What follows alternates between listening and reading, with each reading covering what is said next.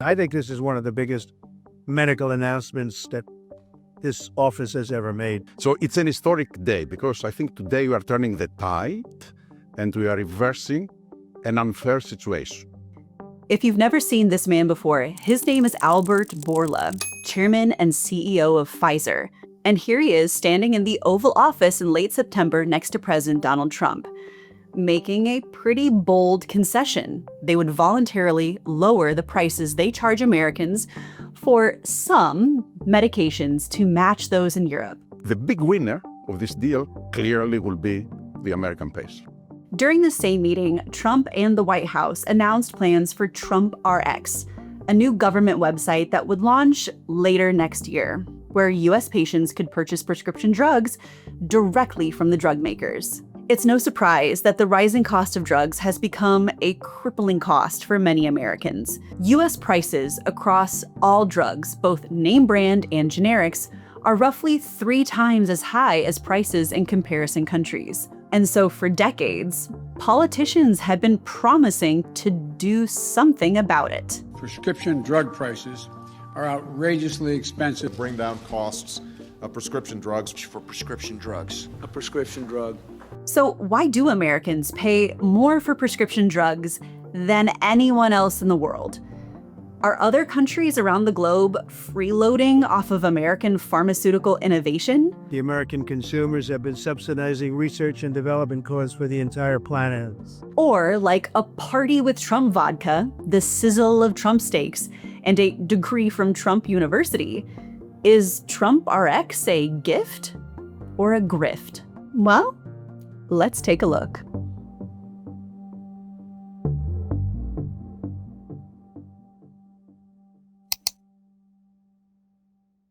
First things first, it just simply cannot be understated how exceptional the United States is in its lack of regulation or negotiation when it comes to the prices of new prescription drugs when they come onto the market. And that's vastly different from what happens here in Europe. Countries like Germany, the United Kingdom, or France, for example, will task a government agency to meet with pharmaceutical companies and haggle over an appropriate price. These agencies will typically make decisions about whether these new drugs represent any improvement over the old drugs, whether they even are worth bringing onto the market in the first place, and then they'll pore over reams of evidence about the drug's risks and benefit. In short, if your drug is not a significant improvement over what already exists at a lower price, you either aren't allowed to sell it, or if you do, you aren't allowed to just charge more for it.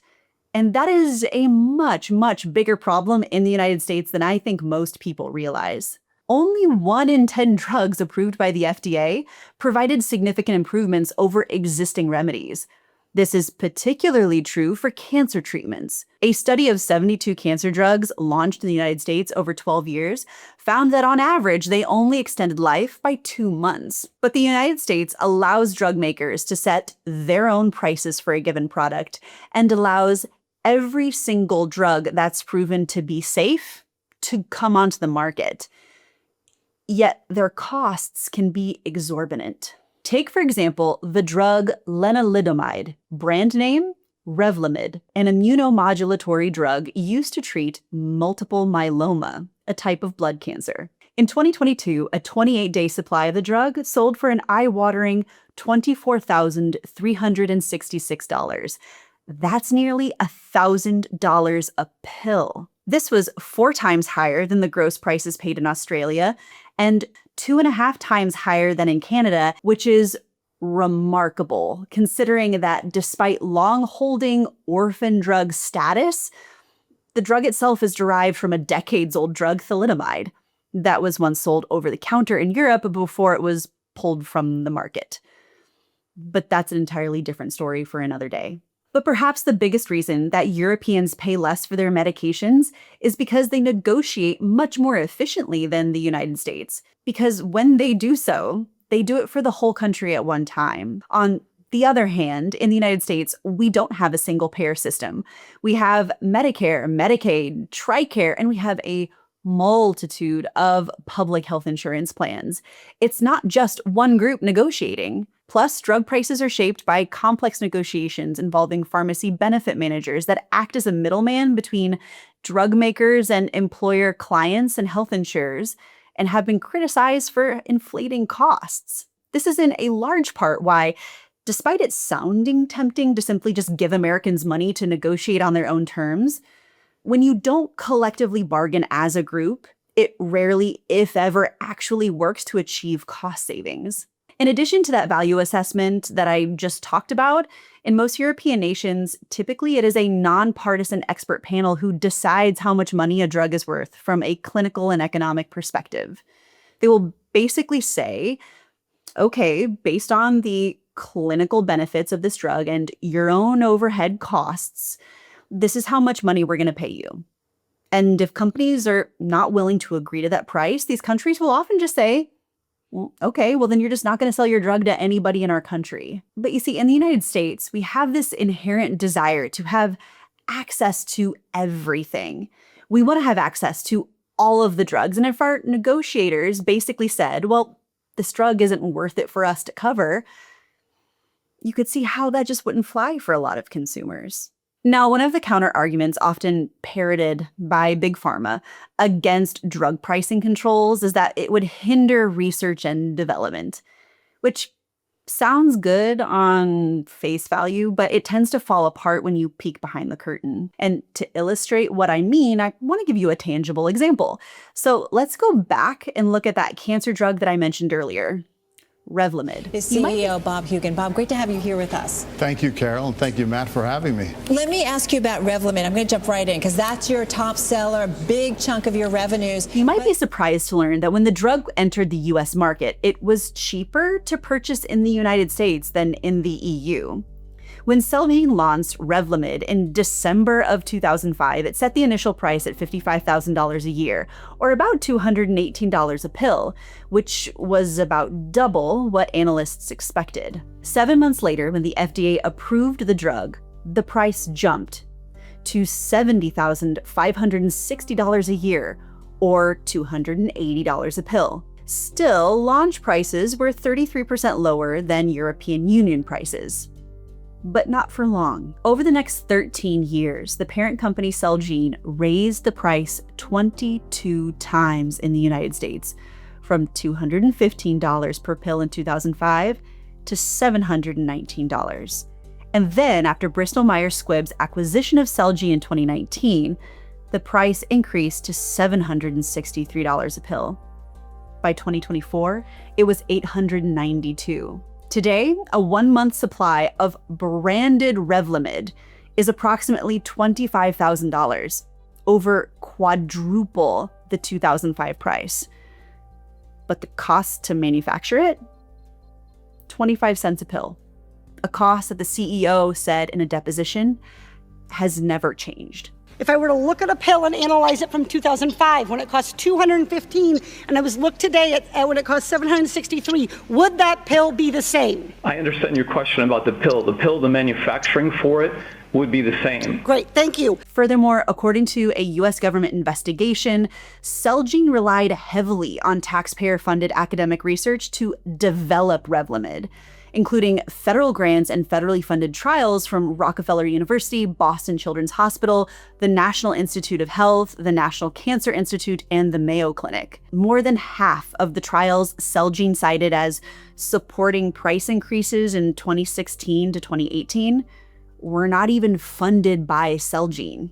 At the same time, the prices of Revlimid were frequently increased to cover losses elsewhere. In total, Celgene's various strategies effectively yielded $53 billion in net worldwide revenue between 2009 and 2018, money they used to enrich their shareholders. In fact, you personally received $500,000 personally just by tripling the price of Revlimid. And while the story of Revlimid certainly serves as a startling example of pharmaceutical price gouging, it also serves to highlight the uncomfortable truth. An investigation by the U.S. House of Representatives Committee on Oversight and Reform noted that in 2021, that the world's 14 largest drug companies spent more compensating executives and investors than on research and development. As for-profit, publicly traded companies, pharmaceutical companies are primarily driven to maximize shareholder returns. As a result, in my opinion, these companies plainly lack incentives to police themselves when it comes to drug prices. But the government, and by extension, you, the taxpayer, heavily subsidize the development of drugs.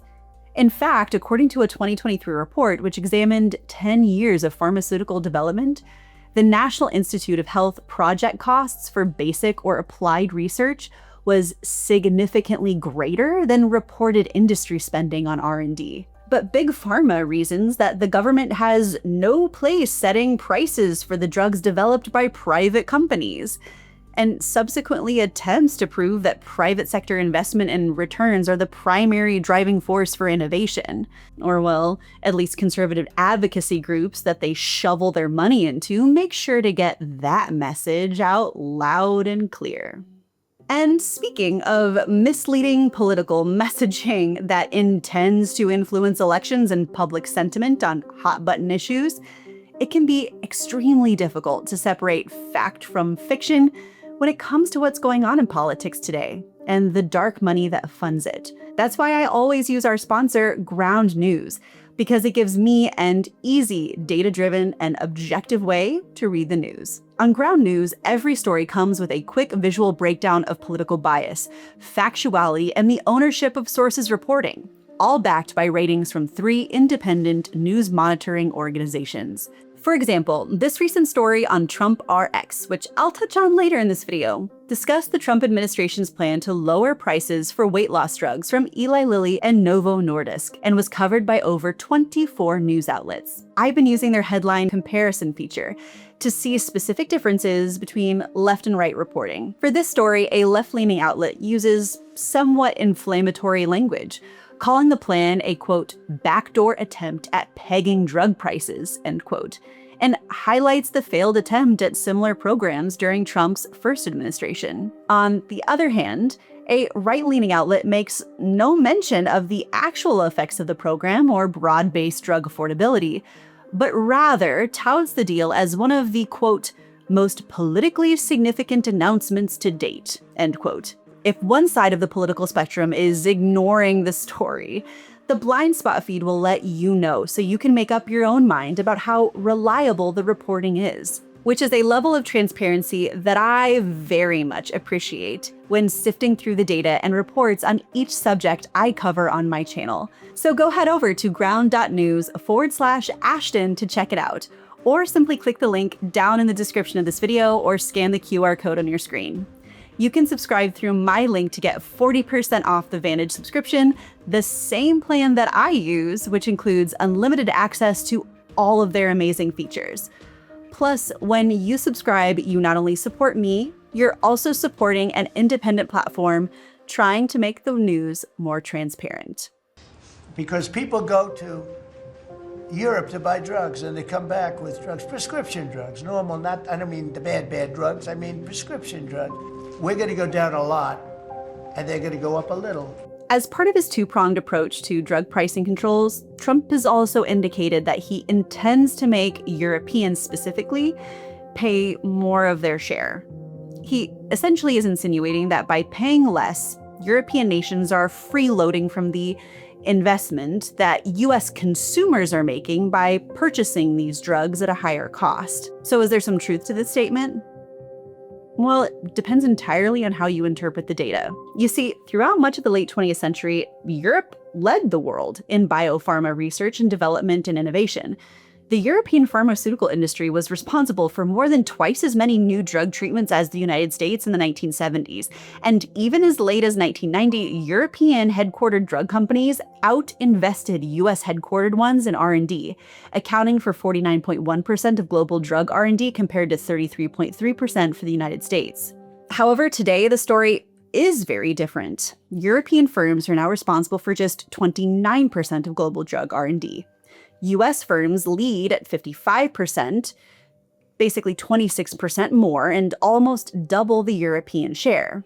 And to be fair, reduced R&D investment in Europe has led to reduced drug discovery, with most new drugs now developed by firms headquartered in the United States. Today, European companies produce just 22% of new treatments globally, while their US counterparts more than double that, responsible for 47% of new treatments. However, there are two very important things to keep in mind when you are digesting all of those numbers. The first is, while yes, the US leads the discovery of newly approved drugs by a wide margin, they also consume them by a wide margin. In fact, the distribution by country tracks quite closely with the corresponding share of worldwide drug market. The US discovered nearly half of the drugs approved in the past decade and accounted for roughly that amount of the market, for example. However, just a quick side note, there are two big exceptions to this trend, the UK and Switzerland, both of which heavily outperform for their size. But the second thing to point out is that the discovery of drugs, in other words, the research and development, is different from the production and distribution. And it's actually in that space that Europe excels. 9 of the 10 world's largest pharmaceutical export nations are European. In 2024, EU exports of medicinal and pharmaceutical products were worth over 300 billion euros. Specifically, Ireland, Germany, and Switzerland are the main hubs for European pharma, responsible for roughly 30% of global pharmaceutical exports. So it begs the question, why should European nations spend more if they don't necessarily buy more and they already make them here? And we shouldn't forget that while Trump has consistently pushed for the US to be deemed the most favored nation when it comes to price, well, there might actually be a price to pay when you're already the most favored nation when it comes to access. Most drug exports don't stay within Europe. They flow across the Atlantic, accounting for over 40% of all American pharmaceutical imports. Because more often than not, drug manufacturers will target the US market before offering it up elsewhere. That's one of the benefits of paying top dollar for your new drugs. When a new innovative treatment becomes available, the ones willing to pay the most are usually the ones who get their hands on it first. And to be frank, it's very unclear exactly how the Trump administration intends to define or even enforce fairness. There is no legal mechanism where the US can demand confidential contract details between drug makers and foreign governments, which are plainly necessary if he intends to give drug makers price targets. What Trump can do, and what he seems to be doing already, however, is to create market chaos through pharmaceutical tariffs, from which drugs had historically been exempted, and use them as a bargaining tool to force industry leaders and lower prices and reshore production to the United States. Now, even with the threat of tariffs, I think most European governments are either unable or completely unwilling to spend more on medicines, especially now as populations age and healthcare budgets tighten. But to his credit, pharmaceutical companies have announced billions of dollars worth of investment in the United States. Some manufacturers have also said that they will lower prices for consumers by leaving out the middlemen altogether. Which brings me to my next point. The flagship marketplace for this grand pharma plan is said to be TrumpRx, to be rolled out sometime early next year. By the way, that really is the name. Unlike Obamacare, which was originally a pejorative term created by Republicans for the Affordable Care Act, the marketplace today, as always, is simply just healthcare.gov. Trump is a salesman, after all, who never misses an opportunity to shamelessly plaster his name on a product. He's done so from hotels to casinos to Bibles to steak or wine or even universities. But in essence, TrumpRx appears to aim to allow consumers to purchase prescription drugs directly from the manufacturers at discounted prices, and this comes alongside a partnership with Pfizer. The big winner of this deal clearly will be the American patient. There is no doubt about it. They are the ones that will see significant impact in their ability to buy medicines. Stop there for a second. Are they really? To be fair, at this point in time, the details are limited since the marketplace hasn't actually officially been launched. However, it appears to be essentially a government-run portal aimed at steering patients directly to a manufacturer's direct-to-consumer DTC website to purchase medications out of pocket. In other words, without going through your insurance, at discounted rates set by the government. This, by the way, actually already exists. It's the same platform that other companies like GoodRx have pioneered. However, the reason why most Americans today don't use these farm-to-table platforms is because the prices there are not necessarily lower than those available through commercial insurance plans. About 90% of Americans have health insurance, and even with deductibles and copays, buying drugs through insurance is still likely to be cheaper than paying discounted full prices. For example, the White House specifically mentioned that the drug Xeljanz, a medication used to treat rheumatoid arthritis and other conditions, will be available at a 40% discount. However, Xeljanz is already covered by many commercial insurance plans at an estimated 50 to 55% discount after including rebates. Paying cash for drugs likely wouldn't count towards your deductible either, which can be a real financial problem.